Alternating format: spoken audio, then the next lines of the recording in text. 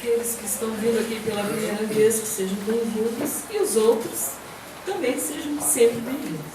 Hoje vocês vão ter que me aguentar com essa voz de taquara rachada, porque eu estou em plena crise de rinite, mas aqui estamos. Vamos enfrentar mais uma palestra, mais uma noite juntos, que todos possam receber aquilo que vieram buscar.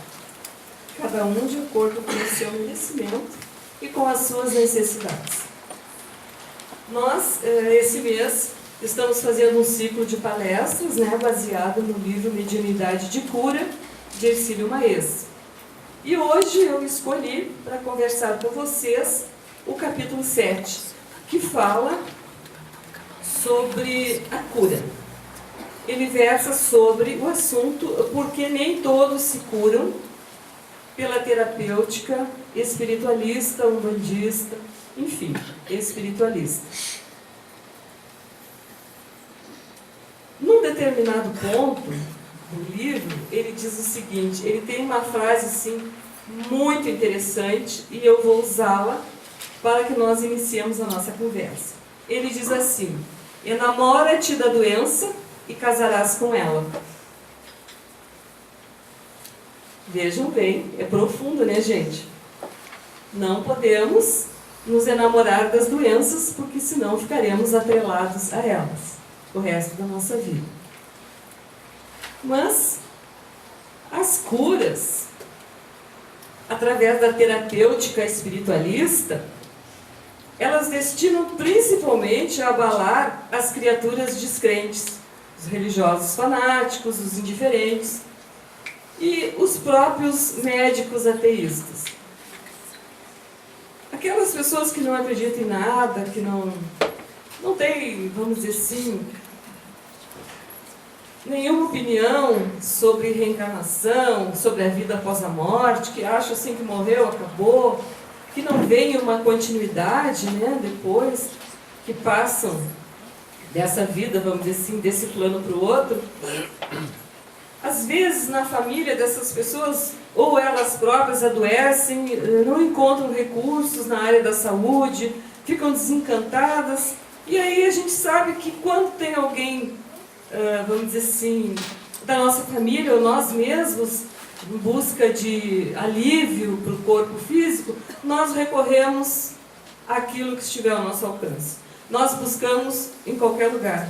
Nós buscamos nas casas espíritas, nas casas umbandistas, buscamos médicos, seja onde for. Se nós tivermos recursos, nós atravessamos o oceano. Nós vamos para outros continentes. Vamos para os Estados Unidos, da América, vamos para a Europa, seja onde for. Tem pessoas que vão daqui de Porto Alegre, vão a Curitiba, vão naquele hospital em Santa Catarina, em Florianópolis, tem um hospital espírita. E as pessoas buscam, as pessoas amam, tem médicos homeopatas excelentes em todos os lugares, e as pessoas vão atrás da cura. E quando elas acontecem com essas pessoas, às vezes acontece cura, Às vezes as pessoas estão desenganadas, o médico desenganou, e milagrosamente aconteceu a cura.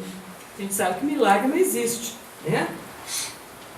Mas por que aconteceu a cura naquele grupo? Para que aquele grupo, aquelas pessoas, passem a prestar mais atenção no lado espiritual. Passe a compreender, a pesquisar, a buscar, a entender que existe mais alguma coisa além da nossa vida material, da nossa vida física. Assim, essas pessoas, elas são atraídas para o estudo e para a vivência dos postulados espiritistas da vida imortal, para os ensinamentos dos espíritos, evidenciando neste caso que a saúde física ainda é menos importante do que a modificação espiritual dos beneficiados pela cura através do espiritualismo.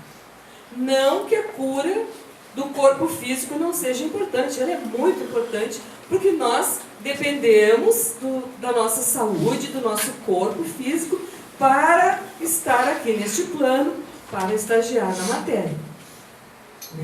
Nós dependemos, nós como espíritos, para estarmos aqui interrelacionando com a parte material, precisamos do corpo físico e precisamos da nossa saúde. O enfermo, depois de perder a fé e a confiança nos recursos médicos do mundo material, alcança a sua cura ou a dos seus familiares por intermédio das terapêuticas espiritualistas, eles jamais esquecerão essa doutrina, esses ensinamentos que vieram através da espiritualidade e que lhes proporcionam benefícios extraordinários. É justamente para isso, é para que as pessoas despertem que nós não somos somente este corpo, que nós somos alguma coisa a mais. Deus não brincaria de criar, né? Criar a sua obra e depois simplesmente destruiria para nada. Tem que existir um motivo pelo qual nós estamos aqui, nos manifestando através deste corpo. Os pacientes, os doentes mais sensíveis e gratos, né? Depois de curados ou de tendo uma melhora significativa na doença, pela terapêutica espiritualista, eles normalmente, e a própria família também, procuram recuperar o tempo que eles perderam com as futilidades do mundo transitório, porque nós nos distraímos muito com a matéria. Nós temos muita coisa para nos distrair, nós temos muita diversão em todos os aspectos. E muitas vezes nós nos perdemos, nós nos enterramos no materialismo. Tem pessoas que acham que viver, que estar aqui é simplesmente trabalhar, se alimentar, se divertir, se reproduzir, estudar, mas sem ter uma visão de longo alcance do porquê nós estamos fazendo isso. Então, essas pessoas, a partir do momento em que elas despertam, que tem algo mais, né, através das curas, podemos dizer, extraordinárias, porque muitas vezes os próprios recursos médicos não recomendariam, não dariam como cura para aquele paciente, eles se devotam com entusiasmo, eles se voltam para o lado espiritualista, para os empreendimentos caritativos e passam também a trabalhar e a ajudar a recuperação física e espiritual de outros enfermos. Ou seja, eles se agregam a alguma casa espiritualista, agradecidos, né, pela descoberta de um novo caminho, de uma nova postura frente à vida. E isso é muito interessante, isso acontece, as pessoas ficam tão agradecidas que elas querem devolver um pouco daquela atenção, um pouco daquele carinho, né? Aquele merecimento que elas tiveram, que obtiveram, aquela cura, vamos chamar assim, ou aquela melhora, né? E se voltam para ajudar terceiros. Assim como existem as pessoas que são gratas por aquilo que elas receberam, existem aqueles, vamos chamar de ingratos, ou seja, não se importam, acham que os outros têm obrigação de fazer, não são nem agradecidos. E essas pessoas, elas costumam associar certas coincidências fortuitas para justificar a sua cura. Elas justificam ao acaso. Ah, é fortuito, foi o acaso. E atribuem o sucesso médico naquela cura a fatores estranhos. Se o beneficiado pertence a algum grupo religioso, quase sempre ele exprime a gratidão da sua saúde a seu santo predileto. Às vezes os nossos familiares passam por cirurgias de grande risco, cirurgias às vezes que duram horas, né? Tem cirurgias que duram 7, 8, 10 horas. Aí quando o médico chega na sala, quando ele sai da cirurgia e vai até a sala onde estão os familiares, o que nós dizemos? Graças a Deus! Nós nem nos damos conta que aqueles seres trabalharam duro, lutando pela saúde daquele ser que estava sendo operado. Nós não nos damos conta que ali, aquele cirurgião, aquela equipe também estava sob a influência da espiritualidade, sendo guiado pelos seus guias, está sendo guiado, é óbvio que é pelos seus guias, né, gente? Pelos seus mentores. E nós gritamos, graças a Deus. Nós nem às vezes nos damos o trabalho de agradecer para aquele cirurgião, achamos que é a obrigação dele. Ele estudou para isso, e a obrigação, ele está sendo pago para fazer isso. Ou seja por nós, ou seja pelo sistema de saúde. Porque muitas pessoas realmente são ingratas nesse aspecto. Não se dão conta, né, daquelas pessoas que estão ali trabalhando em favor da saúde de terceiros, muitas vezes deixando a sua família em casa. Ele escolheu, é a profissão. Todos nós escolhemos as nossas profissões, mas a diferença é fazer com boa vontade, com carinho e com competência. Ou simplesmente fazer por fazer. Nós sabemos que nem Jesus pôde curar a todos que o procuraram. Enquanto algumas pessoas que procuravam Jesus para obter a cura não tinham ainda aquela fé que remove montanhas. Porque a pessoa precisa ter fé, acreditar. E muitos daqueles que procuravam Jesus, pensando em obter a cura pela simples presença dele, ainda não tinham a fé para serem curados. E outros não obtiveram a cura porque não estavam ainda em condições de se livrarem dos seus sofrimentos e das suas mazelas físicas determinadas pela lei do karma. A lei do karma é uma das leis divinas e é imutável. O que não significa que as coisas não possam se modificar. Tudo está se modificando a todo instante.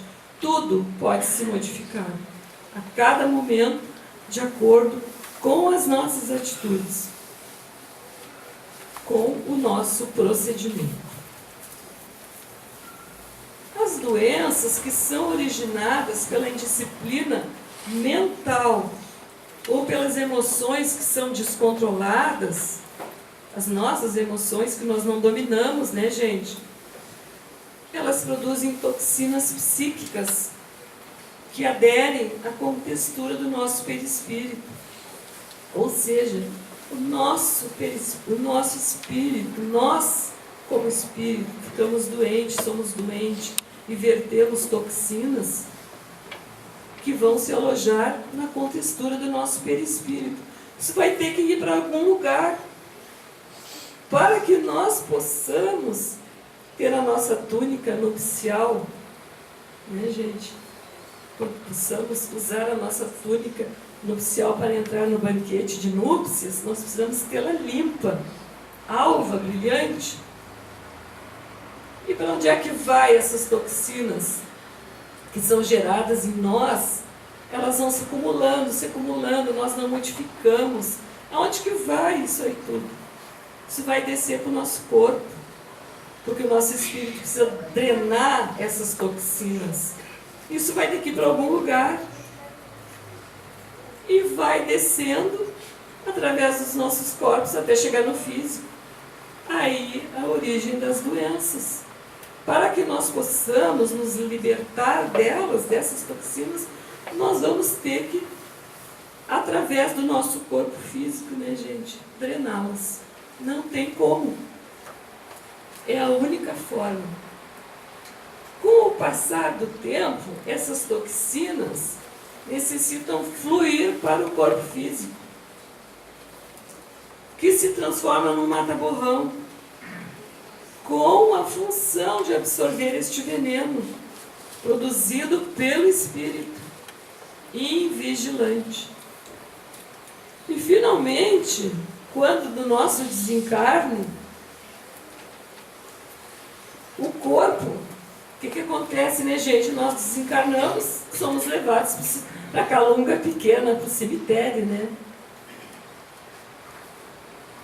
Que vai servir de fio terra, encarregado de esgotar ou transferir para o solo a carga deletérica que é vertida pelo nosso perispírito.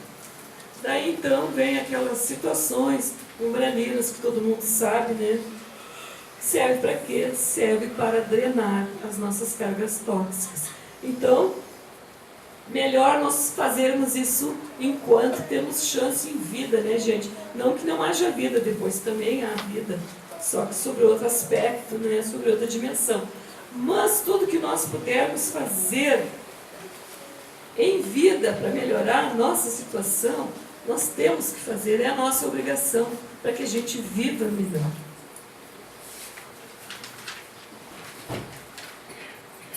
Nem todos os tratamentos espiritualistas produzem o efeito desejado.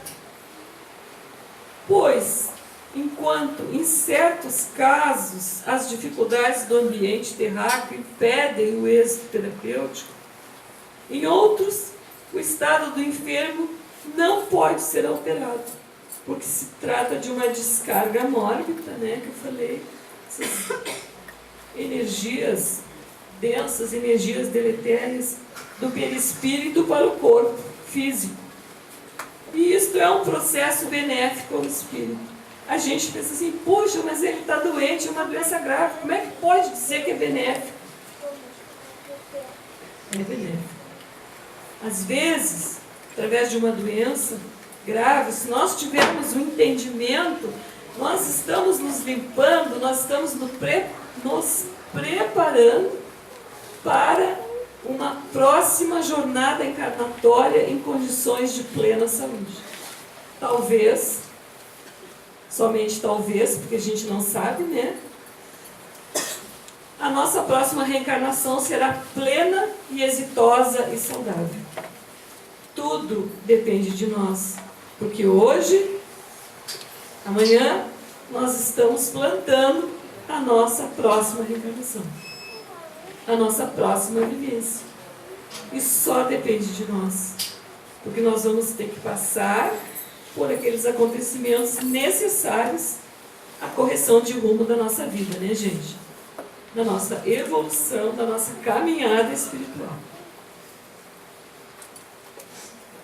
Num determinado ponto desse capítulo que eu escolhi, que fala sobre porque nem todos se curam pela terapêutica espiritualista, ele pergunta assim: os consulentes em geral não apreciam os conselhos e as advertências dos espíritos desencarnados, quando a sua máxima preocupação é conhecer o diagnóstico de sua doença e receber a medicação salvadora. Aí ele pergunta, né? O Ercílio Maes pergunta para o Espírito Ramatiz o que ele acha dessa questão. Vejam bem, muitas pessoas, depois de não encontrar, vamos dizer assim, através da medicina oficial, o recurso necessário para obter a cura ou a melhora naquela doença, né, vamos dizer assim, procura as casas religiosas, procura algum lugar que possa ajudá-lo. Mas as pessoas, elas vão lá, a grande maioria, ela quer a cura imediata, ela vai lá em busca da sua cura, ela quer a solução para o seu problema, mas ela não quer se modificar, ela não quer ter o trabalho de mudar seus hábitos, sua maneira de pensar, a sua conduta de vida, para que as coisas aconteçam. Então ele responde assim, ó: os espíritos protetores não têm por função específica afastar os seus pupilos da dor que os redime e os impedem de se comprometerem com novos delitos espirituais. Mas, acima de tudo, o dever dos espíritos protetores é acordar os seus pupilos para a realidade da vida imortal. Nem todos os homens podem ser curados pela terapêutica espiritualista, pois a saúde do corpo físico é menos importante do que o equilíbrio espiritual da alma eterna. Por quê? Não é cruel dizer isso. É que se houver um equilíbrio espiritual, a pessoa não tem doença. Ela está bem, ela está equilibrada. As doenças só aparecem, só surgem porque nós estamos desequilibrados. Senão nós não teríamos, porque a doença é um desarranjo celular em alguma parte do nosso corpo. Muitas vezes provocado pela nossa fúria, pelos nossos ataques de raiva, pela nossa incompreensão, e por aí vai. Pela nossa soberba, pelo nosso orgulho, né? Por querer que as pessoas façam tudo do nosso jeito, por não aceitarmos os nossos companheiros de jornada do jeito que eles são. Nós achamos que tudo tem que ser igual a nós, do jeito que nós queremos, do jeito que nós fizemos. Somos impacientes e intolerantes. E daí surgem os famosos achaques, ou seja, no fígado, ou seja, no estômago, gastrointestinal, parte circulatória, porque nós comemos demais, nós não nos cuidamos, né? E aí vai, né? Não vou nem enumerar porque é grande, a lista é muito grande. Então, ele diz assim: a verdadeira saúde provém do culto incondicional do Espírito aos ensinamentos evangélicos e às virtudes propagadas há milênios pelos líderes espirituais da Terra, quando de sua peregrinação messiânica entre todos os povos. No entanto, a enfermidade alimenta-se no combustível inferior, gerado pelos nossos descontroles e pelas paixões nefastas. E é por isso que o Evangelho de Jesus ainda é o mais avançado tratado médico da alma, pois ao recomendar a bondade, o amor, a tolerância, a paciência, a resignação e a humildade, atende às próprias necessidades da fisiologia humana em favor da saúde corporal. Ou seja, aquele famoso conceito antigo, né, dos filósofos da antiguidade, que dizia alma sã em corpo são, há milênios já se falavam, adotado pelos gregos, já era uma advertência profunda de que a saúde física depende fundamentalmente da saúde espiritual. No momento que nós estamos equilibrados, estamos bem, não temos doenças. É o que nem todos os doentes do corpo ou da alma, em busca da cura, concordam em aceitar. Pois, quando os espíritos mentores, os espíritos benfeitores, lhes dão conselhos e os advertem, sem entrar em minúcias de suas doenças ou medicamentos, eles deixam de crer na mensagem ou na terapêutica espiritualista e desmerecem o atendimento que receberam. Isso é muito comum. Quando as pessoas procuram o atendimento, que eles recebem aconselhamento, né, de como proceder em relação às suas atitudes, mudança, aquelas coisas todas, reforma íntima, etc, etc, etc, as pessoas ficam bravas e dizem assim: ah, mas eu não vim em busca desse tipo de conselho. Não veio mesmo, ela quer a solução milagrosa e urgente, ou seja, ela quer que os nossos amigos da espiritualidade façam assim, tirem com a mão. Isso não existe. Cada um tem que fazer por merecer, cada um de nós precisa fazer por merecer. Não existe casa nenhuma, não existe grupo espiritualista nenhum que possa, sério, que prometa a cura. Isso não existe. Se alguém chegar e disser, nós vamos te curar, nós temos que pensar duas vezes. Como que alguém vai prometer a cura para alguém? Isso é um esforço interno daquele ser, o que não significa que ele não busque ajuda. Todos devemos buscar a ajuda que estiver ao nosso alcance. e, junto com esta ajuda, tomar as medidas necessárias para que nós nos modifiquemos. E só mais um recadinho que eu quero deixar com vocês. Para a cura vir, não podemos perder a capacidade de rir, de ser alegres